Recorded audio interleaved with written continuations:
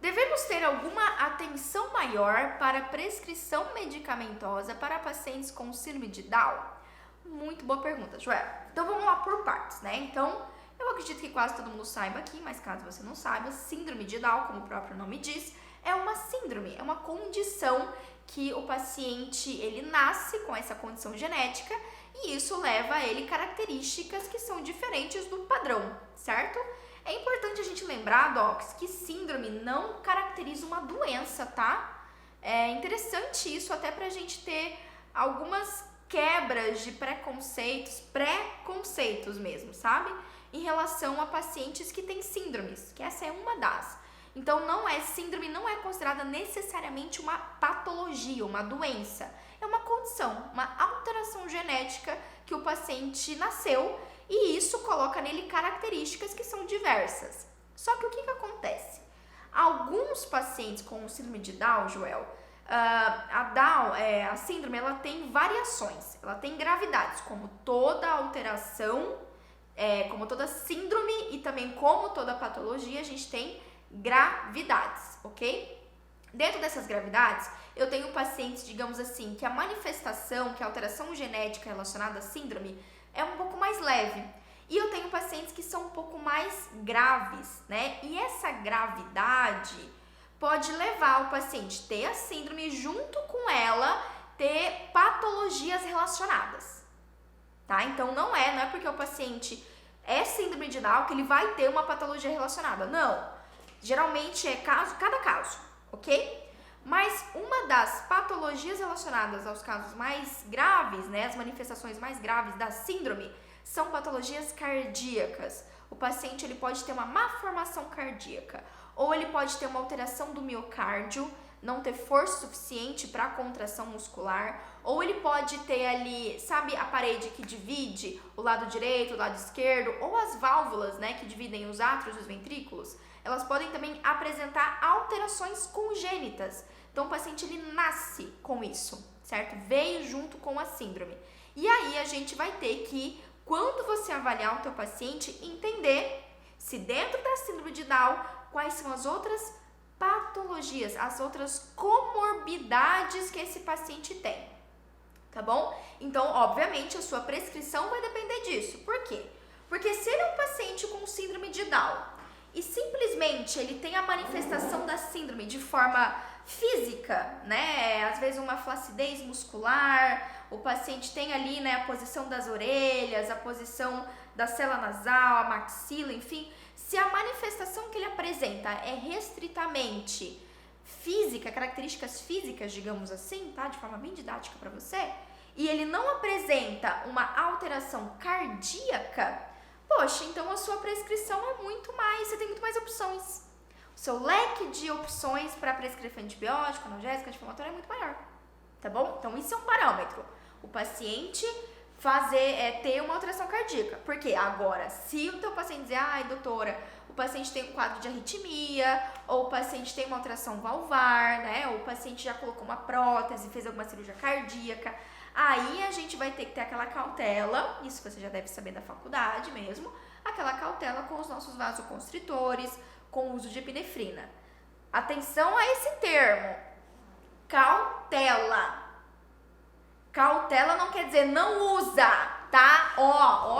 Vou jogar o Crocs aqui.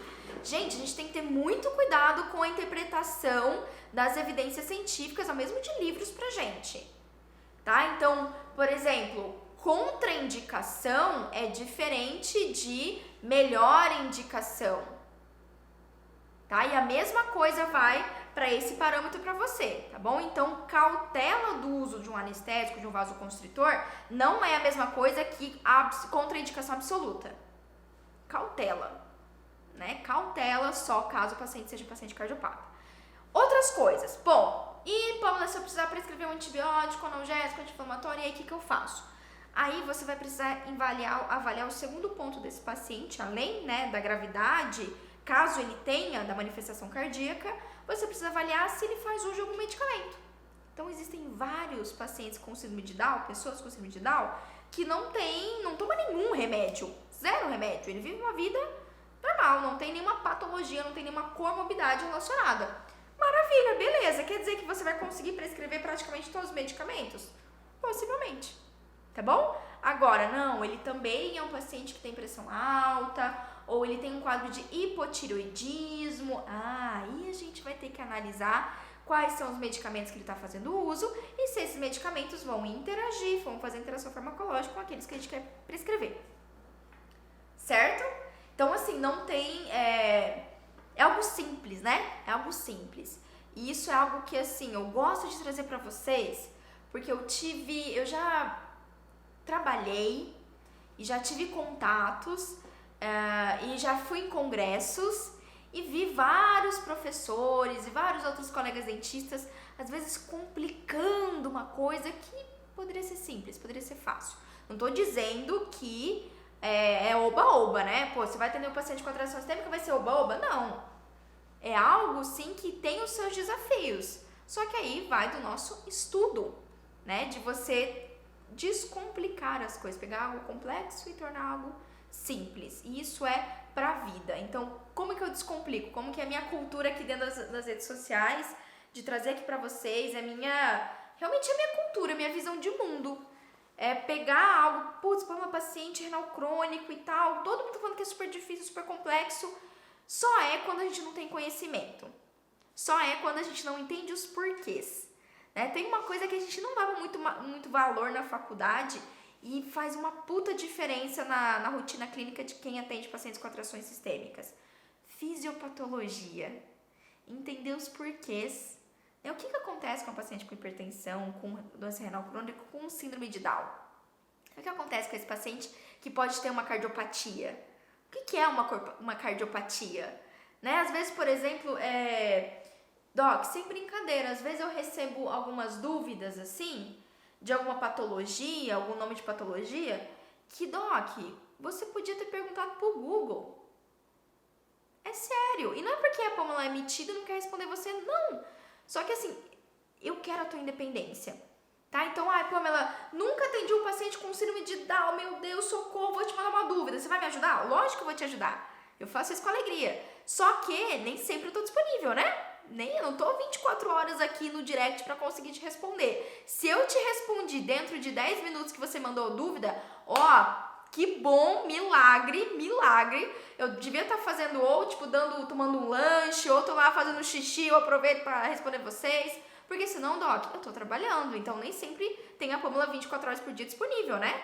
Você precisa ter essa independência. Então aprenda o quê? Vai lá e pesquisa. Vai lá, Google. O que é a síndrome de Down? O que é essa patologia? Pamela, sério que você vai recomendar o Google? Sim. Para nossa primeira descoberta, digamos assim, a gente vai lá no Google, entende a patologia, fisiopatologia, quais são as características desse paciente. Depois que você entender um pouquinho melhor, eu vou lá pesquisar um artigo no PubMed, vai encontrar lá, fazer uma pesquisa para encontrar minhas respostas. Tá bom, Docs? Joel, espero que eu tenha te ajudado de alguma forma. Depois você manda aqui um feedback pra mim, tá bom? You're the best!